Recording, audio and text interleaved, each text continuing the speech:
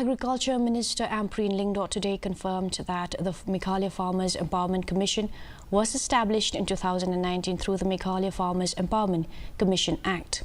Notified on October 16, 2019, the Commission acts as a bridge between farmers and the government, focusing on policy measures to support the farming community in Meghalaya.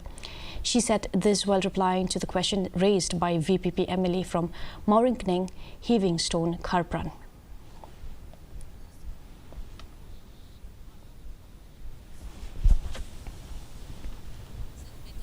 Farmers Empowerment Commission was constituted in 2019 by an act of the Meghalaya State Legislative Assembly through the Meghalaya's Farmers Empowerment Commission Act 2019, Act number 22 of 2019. The role of the Commission is to act as a bridge between the farmers and the government in identifying key issues to engage itself in the formulation of long-term and short-term policy measures for the benefit of the farmers in the state of Meghalaya.